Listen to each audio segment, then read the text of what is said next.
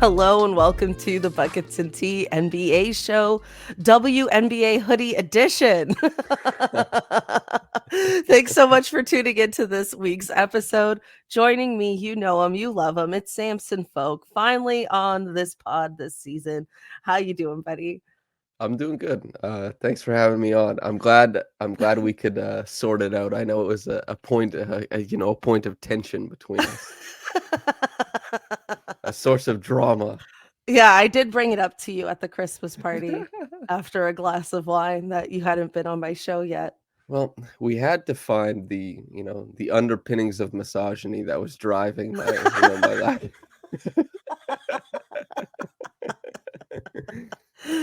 Yeah, so that's my whole mission here at Yeah. Raptors Republic is to do just that.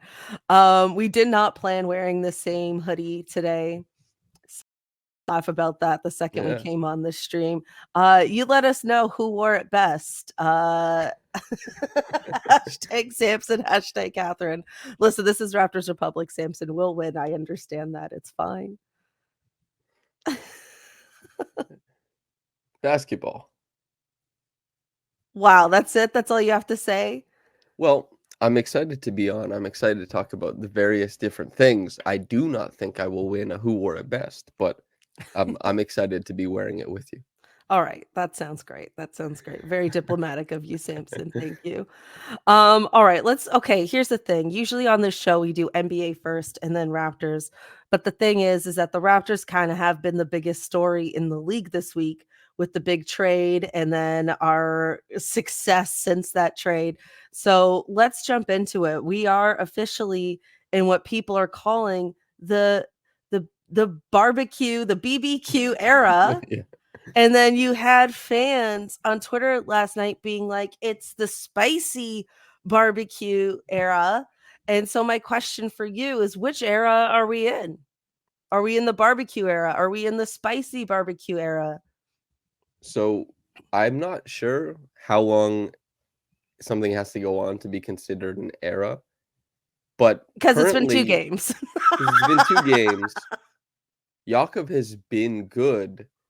So it could be spicy Austrian barbecue for like just as an added thing. Do they have spicy food in Austria? I mean, I know it would be around, Mm, but I don't know if it's part of their thing. yeah, that's probably no. They probably don't, to be quite honest with you. But I mean, we can push that to the side. I love that nickname for what it's worth. I thought BBQ was like I was like, oh, that's funny. That's kind of cool. Yeah. There was the Messi, Suarez, Neymar, MSN. That was like the greatest attacking front three in soccer of all time. I was like, MSN is cool. I went on that as a kid, and like you tried to like talk to girls and talk to your friends and be like, I'm online. So I was like, that's cool. I don't have as many connections with barbecue or anything like that. But and then the additional spicy barbecue thing, I was like, that's great. I love when people can name things funny, interesting names. Okay. Well, I Yeah. appreciate that, but and I agree. I do think it's a great name. And you know what? Even though it is only 2 games, I do think it is a new era because we have new leading guys on the team. And I think right? I mean, I do think we can call this a new era. But the real question is Pascal Siakam going to be a part of it? What are your thoughts and feelings on that? Because I like when the trade first happened, a lot of people were saying that like an extension feels imminent. That has yet to happen. He is front and center of many, many trade talks. It's been that way for what feels like at least a year, if not even longer. Do you think that that's bound to happen? Or I mean, Pascal's been playing great with this squad so far. Yeah. The easiest thing I can say is that the Raptors have shown a willingness to at least engage in trade talks about Pascal Siakam for like 4 years continuously. Like they Mhm. just have had those conversations. Maybe the least amount of conversations they had was after his All NBA selection and the 48 win season. That wasn't discussed a ton, but basically every other summer, early into every other season, there's been stuff. Some of it not reported, a lot of it did get reported eventually. And so the Raptors are not completely sold on Siakam. They're not obvious, like the conversation I had with Masai on media day, not completely sold on the extension idea. You know, I don't think Mhm. they're particularly close currently. I don't think they're coming together for that currently. And this kind of stuff is it's always nebulous. Like I thought that they preferred keeping OG over Pascal, but they Mhm. obviously had conversations with OG where the outcome was OG probably being more honest and upfront about like his intentions in free agency. So OG is the one who gets traded. There is an opportunity for the team to look good here, for that to change maybe not just the minds of some fans, but perhaps to change the minds of the front office.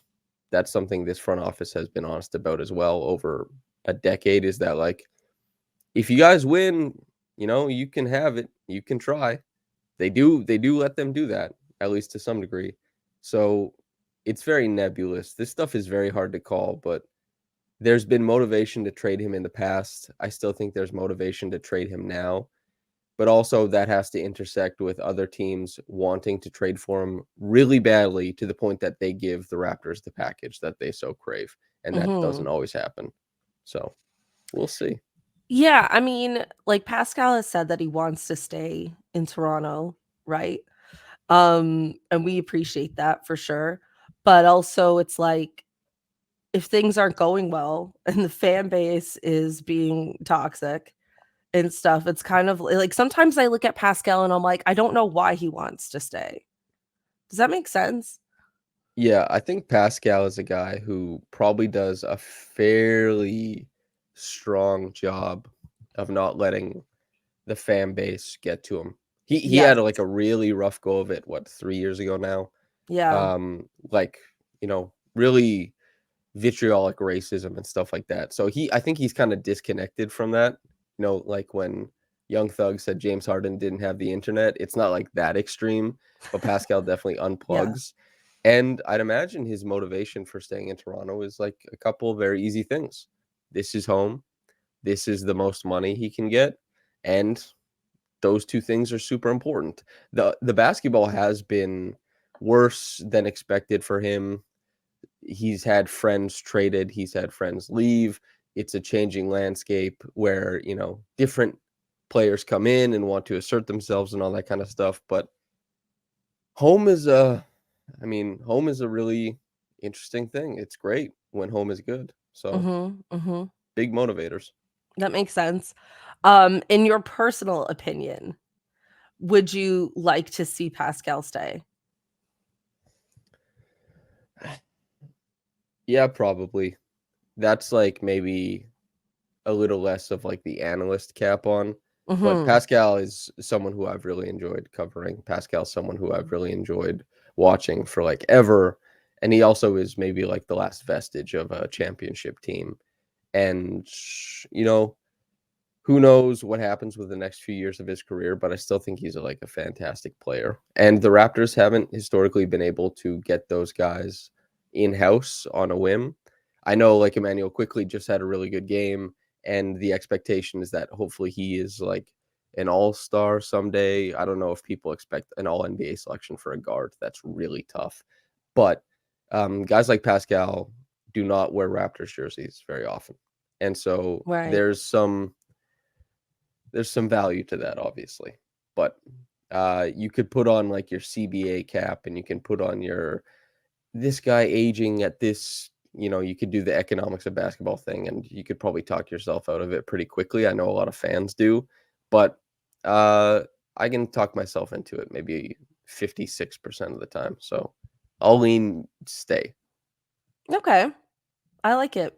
I mean, I feel like there's this part of me that just, like, loves Pascal, and I just He's want great. him to be on a winning team, Hmm. and so there was this part of me, earlier in the year when, like, things are so frustrating that I was like, I just want him to be somewhere good, but if we are that place that is good, then I do want him to stay. Sure. So, we'll see. Let's see how we're 2 games in and I'm getting ahead of myself here, but There's a really good saying. I can't remember. I think it's like Buddhist. there's a book got written about it. So now if you type it in or anything like that, it comes up. But it's wherever you go, there you are.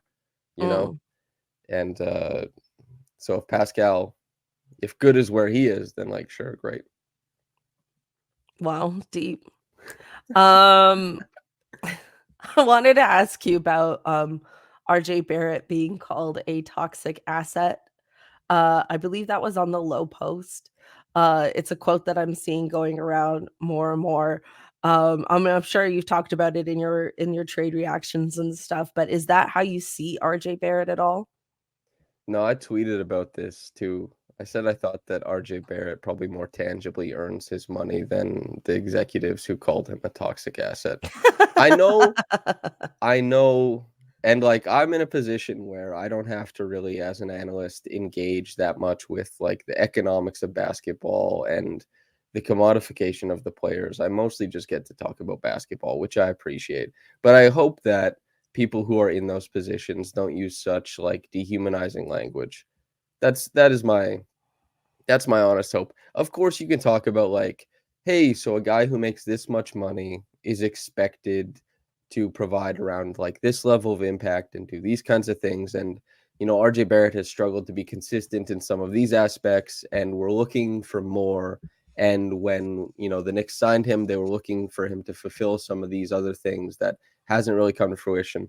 I know the short version of all of that is to call him like a toxic asset, but I still don't think that's responsible, and I still think that's like disrespectful to a player. And it's anonymous too, and I think it's just harmful language that Mm. people use. So I I think it's worth the extra 30 seconds to explain the nuance behind the economics rather than just immediately commodify someone, then devalue them, and then use derogatory language would be my answer for that. Right. I mean, I completely agree because it's not like RJ has like a reputation for having like a bad personality or a bad No, attitude in the locker room or something like that. You know what I mean? Like to me, that's what would make someone a toxic asset if they were like poison in your locker room. I think people get really hung up on the fact that he was drafted third, sure. and that happens to so many like high draft picks. And it's like, at what point is this just like a player and this is what he averages? And this is what he gets paid and blah blah blah, and like how do we work with this? You know what I mean? Like it's like at some point you got to let it go. And I feel Yep. like people don't do that enough. It's all the players are the players, That's there's like a coaching heuristic, right? It's not what is somebody not capable of, but what is somebody capable of and how do we work within those parameters? And you can hope for someone to add skills and improve at things, but you also have to, operate within the confines of the known. And RJ Barrett, through the first two games, I've talked a lot about it so far because it's been really interesting to talk about. His skill set was maybe a little bit more duplicative on the Knicks, but on the Raptors, especially the way he's toggled down in the rotation, it's he's kind of like giving you extra creation chops that you didn't necessarily have. The basket he had last night where he gets like an empty side pick and roll, keeps a guy on his back and keeps him in jail as he kind of like crab walks down to the side and hits like a banked floater. You're like, that's just like a great little play. And that's something that a lot of Raptors would struggle to do. Now, of course, Pascal can do that, Scotty can do that, IQ can do that, RJ can do that, but and like Dennis can do that too. Now they seem like they have a little bit extra creation, and RJ can overwhelm teams instead of being one of the first two guys with like a 27 usage rate to try and do it, against engaged defenses. Context matters for these young men. Context matters for their success. And in a league that has seen the talent rise considerably, has gotten bigger and bigger over time, and they look for every inch, they scan the court for every possible win they can. Context is more important to player success than ever before. So my hope is that RJ has more success than ever. Yes, I think he makes mistakes on the court more than a lot of other players do. And I hope that, he sorts some of that stuff out, obviously, in a Raptors jersey. But I also think that there's a possibility that the context can be quite rewarding for him. Mhm. I agree. He's also super young, Yeah, right? 23. Yeah. So I mean, he's got time. He's got a lot of time to sort that out. Have you had any interactions with the new players yet? No, I got in from Saskatoon on like 11 a.m. and they were doing the introductory press conference at I think 10:30 at OVO. Oh So shoot. yeah, and and then Lewis was at the game that night, and then because I got back, I went to the airport at like 4 a.m. So I was sleeping until game time, and then they're on a like a 6 or 7 game road trip right now. So I'll talk to them on like the 15th. Okay, well, thanks so much for joining us, Samson. No, I'm kidding. That's cool. I mean, I know you have so much like analysis on your pods and stuff, so I'm trying not to overlap too much here because, we're on the same platform and stuff. Um, I don't do you want these are my Raptors questions for you. Yeah, whatever. You're the host. This is your show. Whatever you want it to be, that's what it is. Gosh, I hate that I have a cold right now. Okay. Oh God. Are there any okay, before we move on to NBA stuff, are there any like Raptors trades that you would like to see? I think that a guy who has low key had teams asking around about him for some time is Chris Boucher. Mhm. And I don't know if I'd like to see that necessarily, but there's a possibility there. Otto Porter Jr. just sprained his knee again, like he's injured again. So I think that makes it a lot less likely, unless a team wants to take like a flyer on him. Uh, there's been rumors about like Dennis returning to the Lakers. There's been a lot of rumors. I like that the Raptors will have a little window here to kind of like try things out, play as best as they can to help everyone kind of reevaluate. Not that, 12 or 14 games is going to be the be all end all. Typically, people want big, meaty sample sizes to make decisions with. But there's a possibility for maybe like 4 players on this roster to get traded. And I guess, yeah, maybe Chris Boucher is the one that would be the most surprising to the listener. So that's the one I'll say. That's fair. Who's been rumored to be interested in him? Well, Phoenix is one, but it's been like a handful of teams over the past couple years. Um, that was something that because he is a really interesting big in that he can win minutes in a pinch and he can score and he can provide like significant defensive pop depending on what type of defense you play and he's able to, you know, it's tough to get bigs who can like play in the playoffs in a pinch.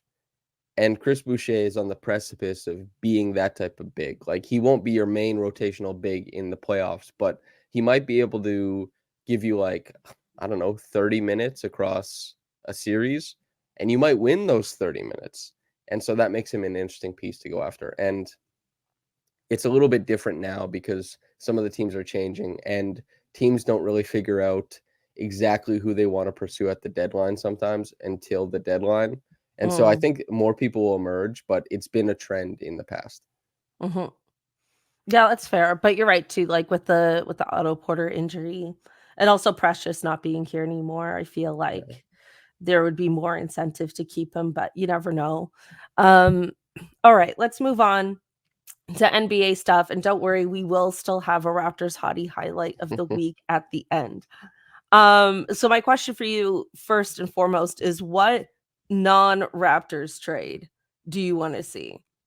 Like, are you looking at, like, where Zach Levine's gonna go or, like, any of these other players?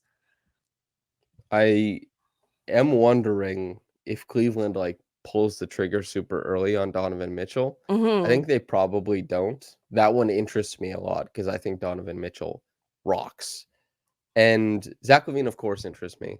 Yeah, I do find it very interesting that the team has been like considerably better without him. Like Yeah. I always find that very interesting, and I do wonder, how much front offices weigh that in the trade. or if like in the repartee or the banter of the trade talks, like that gets brought up. It's like, you guys are better without him. Why should we give top dollar for a guy who couldn't even Mhm. improve a team that was like winning 30% of their games? And I would love to sit in on a trade talk one day, just as like, a journalist, just to sit there and be like, so this is how it happens. Wow, that's interesting, because I have no concept of what it actually is. And the external stuff is always so interesting. I like the Zach Levine stuff. I don't really know. I don't even really know what constitutes, because you hear stuff from like scouts, pro scouts, people lower on the rung. I don't have Masai or Bobby's ear. I won't pretend that I'm like texting them like, "Hey, what's going on, fellas? What's the motivation?" You're not Michael Grange. That's correct. I'm not Michael Grange. Not nearly handsome enough for that. That's right, Mikey. But I do wonder, like, is there a correlation between past performance against a certain team? Like, if Mhm. this guy plays really well against this team, is that team more likely to value him more in a trade? How many games do the front office people who make the decisions actually watch? Like Masai Ujiri, how many Raptors games does he watch this year? More than 15? No way in hell. You Not a don't chance. think? No. And like, and then so other front office members across the league, how many Zach Levine games have they watched? Did they happen to see him score 8 points on 2 of 11 shooting, or did they see him score 47? It's like it can on a whim. And these guys are constantly like texting around the league, like asking, as we know, Woj and Shams have like a tangible impact on relations between other front offices and players, and reportedly have been able to, like, with a good relationship with the front office, help undercut a player's salary, right? Like, so much information is being traded. It is so nebulous. I don't know. I didn't say a trade really besides like Zach Levine. Yeah, I'm interested, but the politics of trading I find to be super interesting and like messy. I agree. That would be fascinating. You should work on getting yourself in there. I Yeah. mean, I think like the whole Donovan Mitchell thing is kind of weird because he's only been there for like a season and a little bit. Like he just hasn't been there for that long. But I guess if he's made it known that he's not going to re-sign there, then that changes things. But it's also like I don't know. Like to me, that team is like they're decent. Yep. They're not they're young. They have some injuries right now. Like, I don't understand why you wouldn't give that a chance. To me, I'm not trading Donovan Mitchell. The same Right. way, like, I couldn't believe when the OKC stuff, they're like, well, we're not sure about Shea, how he lines up with the timeline. I was like, you fools, that guy is the timeline. What do you mean? Like, Yeah, this yeah. back in like 2020 or 2021. Like, you're just being so finicky about, is my team gonna win the championship this year?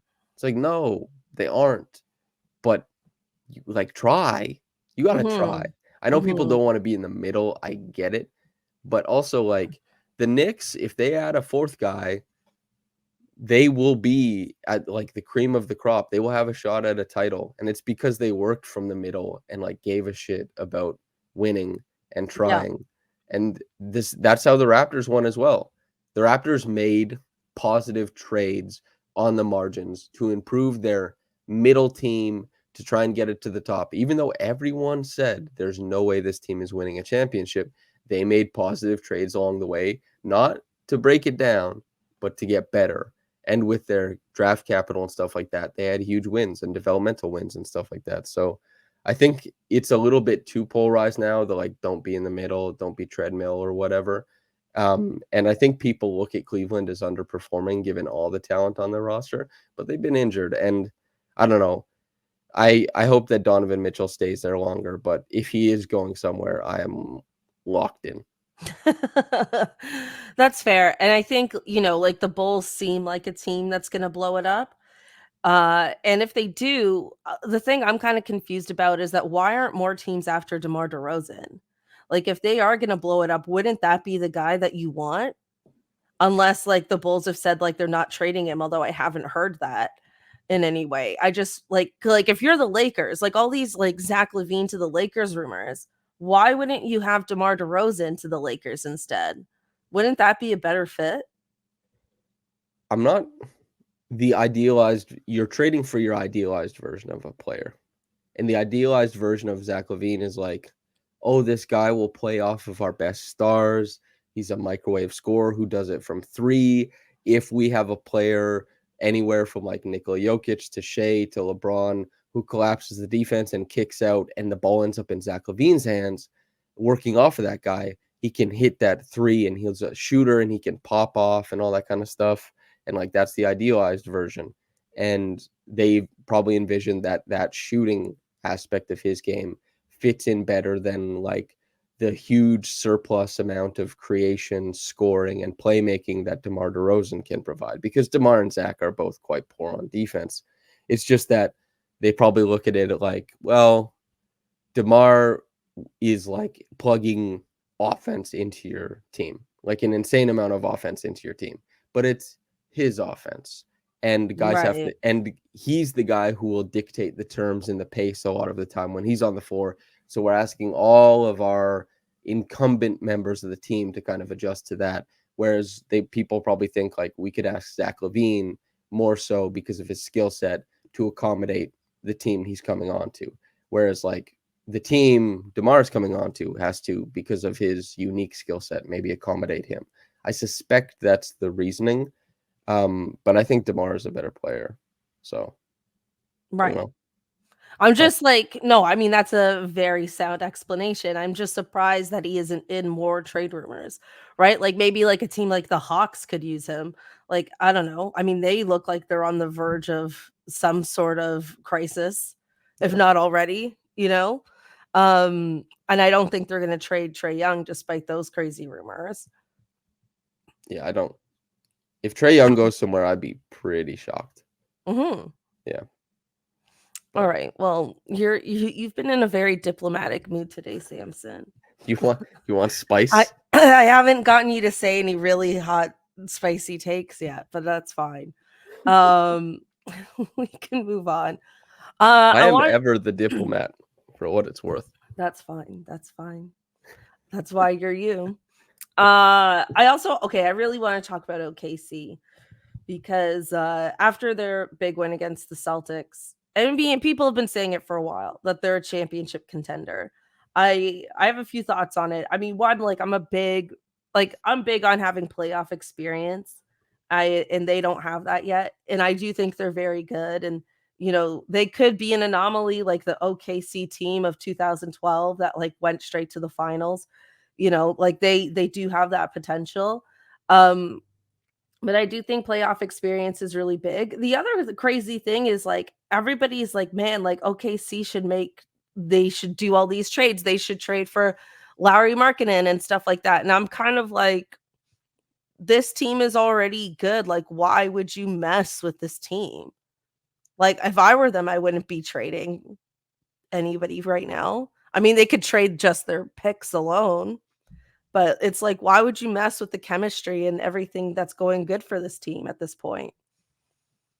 I think I would make a trade because while they are really good, it's always important to try and get better. And additionally, I think they have 3 first-round picks this year. Mhm. This is a roster that's already pretty deep. If you bring on 3 first-round picks in the summer, you're already just by proxy of how many players you have on that roster because you haven't consolidated, because you haven't like other teams have like 3 really good players and lack depth. Like the Raptors have lacked depth for a long time, right? And they didn't have that much draft capital.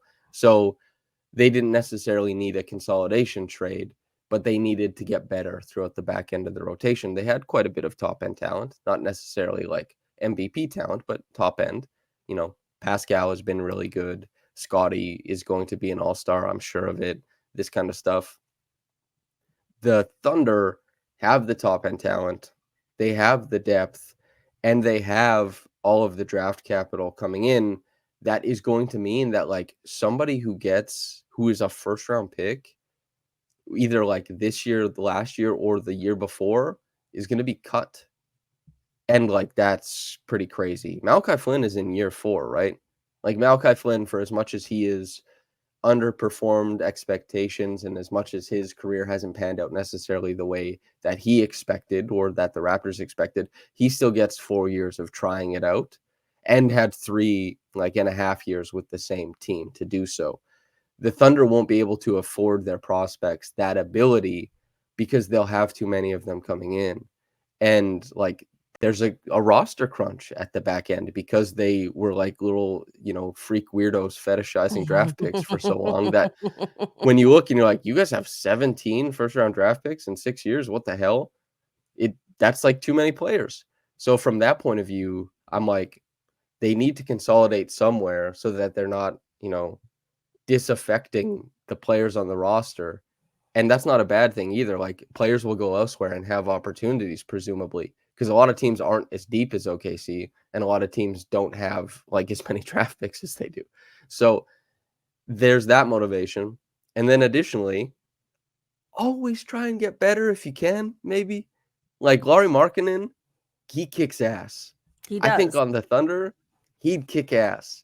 And I think like quite a few players would kick ass on the Thunder. And no harm in just trying to be good, because if you're good enough to win the title this year or try and make that run, like I'm in the same boat as you. Like, it's tough to imagine it without the pre-existing playoff experience. That seems like playoff experience leaves an indelible mark on everybody who ends up winning. You need it going before that, but it's a championship window, right? Like, Yep. hammer that thing. I don't.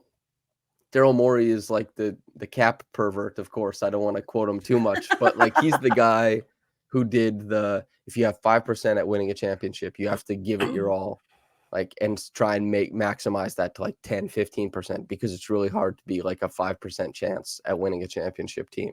It's rare. So if you're there, go for it every year that you're there. And the Thunder, like, go for it, man. See what happens. Is that spicy? Have I That is delivered spice? well, it's a little spicy. It's mildly spicy. Austrian spice. Yeah, there you go.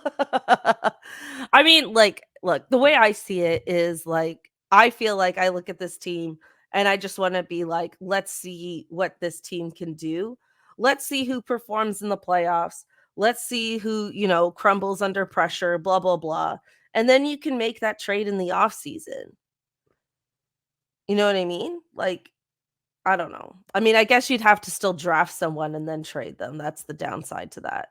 Yeah. But well, additionally too is like, this is why pro scouts get paid, and there's a pro scout somewhere, maybe even in Oklahoma City, who's saying like, I know you want to see what Josh Giddey does in a playoff context, but I'm here to tell you that I believe that Lauri Markkanen is going to be a killer in a playoff context, and we can get that this season. We don't have to wait. Like, we can make it happen now. Like, all of the best decisions are when people take a small sample and like extrapolate it in their own analysis and say, it's going to be more. Let's buy low.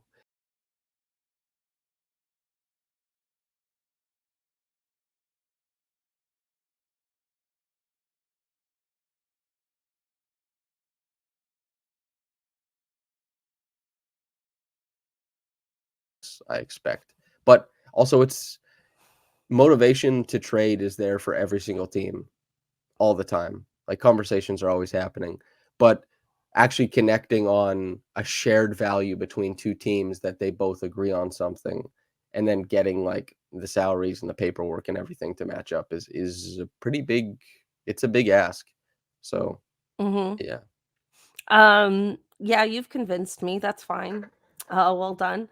Uh, there is something too about Josh Giddey on the Jazz that just feels like it makes sense.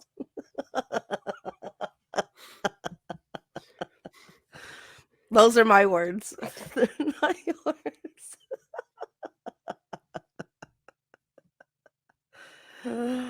Listen, he's on my fantasy team, regrettably. And I'm the only girl in my whole fantasy league. I could throw shade at him. That's really funny. So unfair. So unfair. Okay, Samson, I don't know. Your allyship has come into question.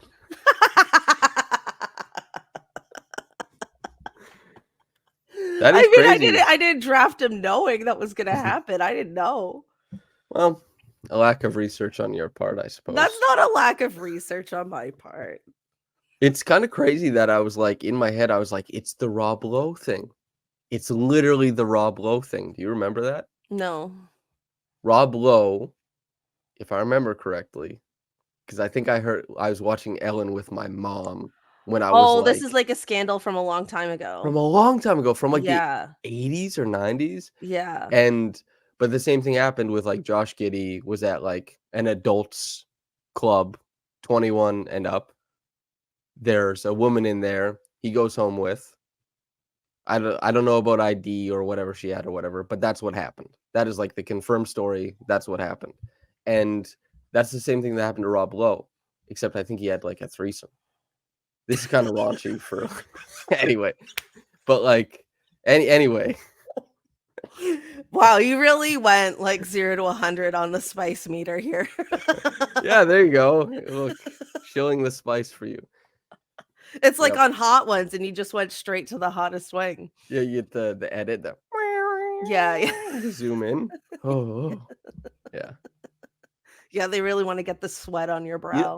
I get Sean Evans comps. So you know, Well, like like lookalikes. yeah, like a bald white guy with a beard sometimes Yeah, that who makes sense. interviews people. Yeah, Of course, I'm true. being interviewed today, but Yeah, but I understand. I think maybe he and I have a similar way about us as well, a demeanor. Well, he's really Sean Evans is really good at asking questions. Nice. He is. And didn't say the same about you, but No, no, I'm that's kidding. I'm working on it, trying to, but I'm like, yeah, but the difference is Sean Evans is actually a good interviewer. yeah, it's a palpable difference. Very noticeable. Oh, look, Samson, I don't know what to do. Usually this podcast is an hour long. I'm extremely out of it. I'm battling a cold. I've had very little sleep. And, we're at the 37-minute mark and we've gone through all the topics. So it's my fault that I haven't elaborated on this more. I thank everyone for listening deeply. It means a lot to me that you listen to this podcast. Let's just move on to our Raptors hottie highlight of the week. And that is going to go to OG Anunoby, who posted on Instagram for the first time in like literal years to thank us fans, to thank the organization, blah, blah, blah. So I thought I'd use the opportunity to ask you, what is your favorite OG Anunoby moment and why isn't it scarves? He had multiple drafts of his Instagram post. I don't know if you saw that. And No. some of it, well, true to form, some of it he would post, then delete, then post, then delete. And he was changing the pictures each time. And in one of the posts, the pictures were posted in like 360p quality. So one of the things, maybe it's not a moment, but a collection of moments, is that I always quite appreciated OG's post-ironic, sardonic approach to social media. He posts like the Zodiac Killer, and he could have just been a normal athlete with a normal athlete social media, but what he has done instead is post inscrutable memes and delete and follow unfollow because he knows people pay attention. So and like he leaves the trail of breadcrumbs. Like he'll post something, take it away, follow and unfollow, and you'll see when somebody acknowledges that on Twitter, he'll like their tweet, then unlike their tweet. Like he's just like playing around with all this kind of stuff. I think it's very funny. He Mhm. was, of all the guys I talked to, I thought he was the funniest guy on the team. I really enjoyed his candor during conversations, especially in like the press conference stuff, because a lot of guys in the press conference, what they do is they hear your question and then they kind of go off and they talk about it. You're the person who asked the question, but I'm talking about it here. OG is shorter, yes, and there's a lot of comedy about him being like, yeah, I liked it. It was cool. But he's not going to like he's not going to look off elsewhere and start talking. Like, he's going to look at you and he's going to talk to you in his way. But it also means you can ask follow-up questions like really easily, and you kind of just engage in a conversation. That is the format in which OG engages in that kind of stuff. And it's one that I find to be like more human than Mhm. like I understand why other players do it, because they are being subjected to something that isn't necessarily human. Really, it is weird. Like, hey, we're all sitting over here. We're looking at you. We have questions for you, a bunch of them. If you would answer, please. It is a bit awkward, but OG kind of like removes the artifice and just like talks to you. I mean, And having an interview about my workday every day would be so wild. crazy. Yeah. It would be a lot more tolerable with a huge chunk of change, of course, but it's still like a super wild thing. So I don't have a moment for OG, but generally just his candor I really appreciated. I thought he was a really funny guy. And I think he's a good man, which is it's important to be a good man I in the agree. world. Yeah. Um, And he's a hottie. That was something that happened too. I don't know if you guys, I knew this was the case because I pay attention online. I'm a lore keeper. I tuck things away. I'm like, okay, I'll remember that. I remember that. And I knew in my mind, always operating with the idea like women really like OG Anunoby. mhm, They huge fans. mhm, And then when he gets traded, obviously there's an outpouring mhm. of like people being like, what the hell? You And saw my suddenly Did you people, see my tweet about him? no, what'd you say? I said that, I'm finding myself more attracted to OG now that he's less available. That's your trauma. Yeah, but that's also a funny tweet. Screw you. I was trying to layer a joke on top. My bad. But anyway, You no, went straight to trauma. but a lot of women expressed they felt like a scorned lover to some degree, or a sad lover. Wow. And a lot of people got introduced to that. They're like, wow, women really like OG Anunoby. And as far as like, if we're doing Hottie highlight of the week, that's like big time. Because Yeah, well, did you just discover it when he was traded or you knew? I knew. There's breadcrumbs. Wow. Just tweets from women. Okay. That's the breadcrumbs. You just have to pay attention. With all due respect, I'm not paying attention to tweets from women on that level, but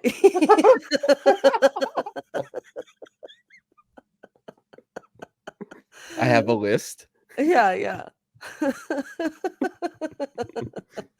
But that's fine. Okay, when are interviewing OG, or when he was on the team, was there ever a time that he gave you like a longer answer and you were like, holy shit, I got him. Yeah, it happened. I was asking about defense, and literally as soon as it ended, everyone was like, "Wow!" And like it was like like a sitcom. Everyone like patted me on the back. They're like, "That was a long answer." Like, well done, yeah. So Like they everyone were looked at you like this guy's a journalist. no, I think they would never say that. Neither would I. And they were just like, they were like, that was a long OG answer. I don't think it went deeper. Okay. But that's the key to his heart, is asking him about defense. Yeah. Or asking him about something like inaccessible and hoping that you hit on one of them. Wow. If you give him an opportunity to get off one of his bits, you might get something. Mhm. And it could be a short bit or a long bit, but Mhm. you will take the opportunity for sure. Yeah. I think OG knows that everyone's trying to crack him, Yep. Big time. and I think he really revels in that. Yeah, Yep. that's my impression of him. Yep. He Uh, understands. He's aware. He gets it. yeah. Yeah, he doesn't lack self-awareness. That's why he kept second guessing the Instagram post, because he's almost too self-aware. That's right. If I were an athlete, I would not have social media. I would not bother. If I was wealthy, I would not have a social media. If I was like, Yeah. if I like wrote for the Toronto Star, and like I don't understand why Doug Smith tweets. I just like, I just like, I would not have Twitter, man. I wasn't on Twitter before I did. Like, I was on Twitter for like to see other people's tweets, but as far as like my tweeting before I was doing this job, hell no, man. Why? Nobody cares what you think. Not really. Like maybe People some care people. about what you think. Stop. Insofar as like I don't know, I've worked at trying to like say things for consumption online, and there's like a format. But like as far as prior to that, like it's completely attached to my job. Yeah. Like if I say, like I tweet about, the other day, I'm like, the Matthew McConaughey scene in Wolf of Wall Street is like incredible. It's electric. Like seeing this guy like whizzing and popping like a 50s radio soundboard as he's describing, the way that Wall Street works. Perfectly describing like the scam of it all as he's not blinking, is and he's doing like all that kind of stuff. I'm like, this guy's locked in. This is an incredible scene. It's not attached to work. But do people care about that? Not really. Sure. Yeah. So only for work. Well, And we got a Matthew McConaughey impression out of you, so that was pretty awesome. But yeah, I completely agree with you. If I was an athlete, if I had any success at anything remotely, so that I didn't have to be online being like, hey guys, please read. This is worth money. Like I don't think I'd have social. Did you just like watch Wolf of Wall Street? I watched it a few days ago, yeah. Like for the first time? No, not for the first. I watched it when it came out. Yeah, I've seen it 3 times in my life now. Yeah. All right. Good movie. It is a good movie. Yeah. I'm also a Josh Giddey fan.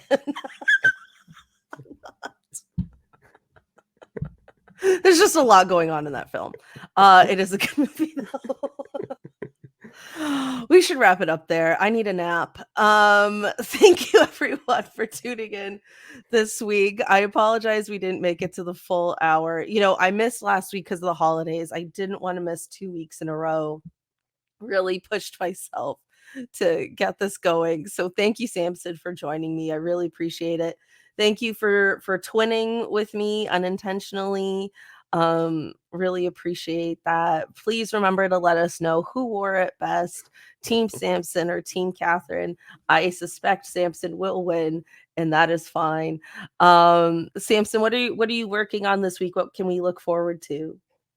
I'm working on an Emmanuel Quickly piece, and it's all about his jump shot. So I've been watching all of his pull-ups across his career to kind of get like a good sense of what that looks like and the diverse range of jumpers he's able to make, because he's very cool as a jump shooter. And it's very tough to be more diverse and like bombastic as a jump shooter as like Fred VanVleet was from 2018 to 2021.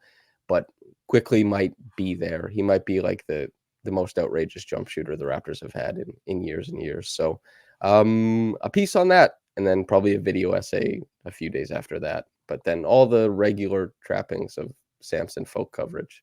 So audio drivel. Amazing. Thank you so much. Thank you everyone for listening, for tuning in, and we'll catch you next week. Bye.